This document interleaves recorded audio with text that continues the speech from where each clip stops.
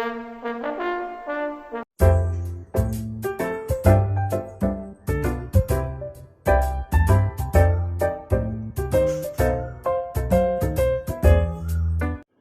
பொருட்கள் அரிசி 1 டம்ளர், பருப்பு 1/2 டம்ளர் எடுத்து ரெண்டையும் ஒன்றா மிக்ஸ் பண்ணி நனைய வச்சுருக்கிறேன்.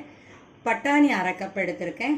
மஞ்சள் தூள் தேவையான அளவு, சீரகம் 1/2 டேபிள் ஸ்பூன், பெரிய வெங்காயம் 1, நெய் தேவையான அளவு, கரம் மசாலா 1/2 டேபிள் ஸ்பூன், கொத்தமல்லி பொடி 1 டேபிள் ஸ்பூன், உருளைக்கிழங்கு 1, கேரட் 1, கருவேப்பிலை தேவையான அளவு, தக்காளி 1, உப்பு தேவையான அளவு, காஞ்ச மிளகாய் 3, பெருங்காயத்தூள் தேவையான அளவு, 2 பச்சை மிளகாய், ஒரு சின்ன பீஸ் இஞ்சி, 5 பூண்டு எடுத்துக்கோங்க.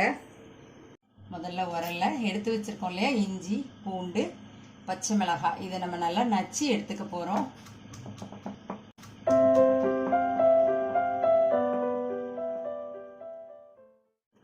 இதை இந்த மாதிரி நம்ம லைட்டா நச்சு எடுத்துக்கலாம். குக்கர் சூடு பண்ணியிருக்கிறேன். அதில் 2 ஸ்பூன் எண்ணெய் ஊற்றி இருக்கிறேன். எண்ணெய் சூடாகட்டும். இதில் ஜீரகம் கொஞ்சம் போட்டுக்கோங்க. ஃபஸ்ட்டு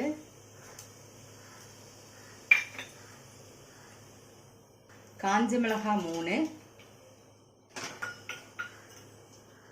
நம்ம நச்சு வச்சுருக்கிறோம் இல்லையா உரல்ல, இஞ்சி, பூண்டு, பச்சை மிளகாய், இதையும் மிக்ஸ் பண்ணி நல்லா வதக்கிக்கோங்க. இதை இப்போ இதில் நறுக்கி வச்சுருக்கோம் இல்லையா வெங்காயம், அதை போட்டு நல்லா வதக்கிக்கலாம். இப்போ வெங்காயம் வதங்கினதுக்கப்புறம் தக்காளி ஆட் பண்ணுறேன். இதையும் நல்லா வதக்கிக்கோங்க. இப்போ தக்காளி வதங்கியிருக்கு. இந்த டைம் இதில் பட்டாணி ஆட் பண்ணுறேன்.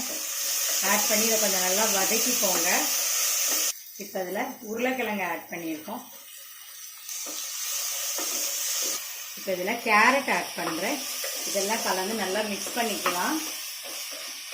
இதில் மஞ்சள் தூள் தேவையான அளவு ஆட் பண்ணிவிட்டு நல்லா வதக்கிக்கோங்க. கரம் மசாலா 1/2 ஸ்பூன், கொத்தமல்லி பொடி 1 ஸ்பூன், இதை நல்லா வதக்கிக்கோங்க.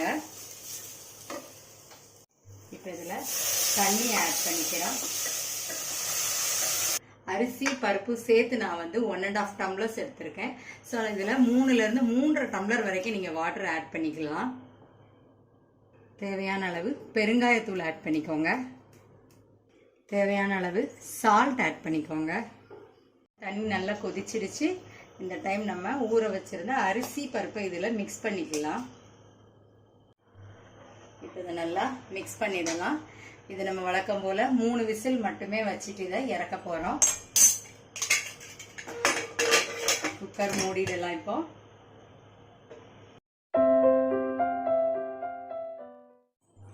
பாருங்க 3 விசில் வந்துடுச்சு. இப்போ ப்ரெஷர் ரிலீஸ் ஆனதுக்கப்புறம் ஓப்பன் பண்ணி பாருங்க. ரைஸ் நமக்கு ரொம்ப அழகாக குக் ஆயிடுச்சு. நெய் நல்ல 1 டேபிள் ஸ்பூன் நான் இதில் ஆட் பண்ணுறேன். நெய் ஊற்றிட்டு இதை நல்லா மிக்ஸ் பண்ணி விடுங்க.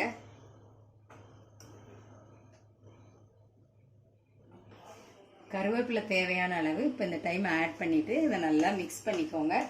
நெய் உங்களுக்கு எவ்வளோ தேவையோ அந்த அளவு நீங்கள் ஊற்றிக்கலாம். இதில்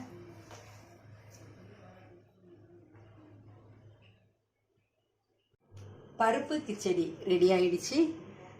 இந்த ரெசிபியில் நீங்கள் வேறு கத்தரிக்காய், முருங்கைக்காய் அந்த மாதிரி வேறு வெஜிடபிள்ஸ் கூட ஆட் பண்ணி இந்த ரெசிபியை நீங்கள் உங்கள் வீட்டில் ட்ரை பண்ணி பாருங்கள்.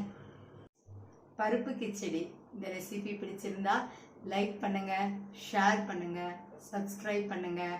Thank you for watching.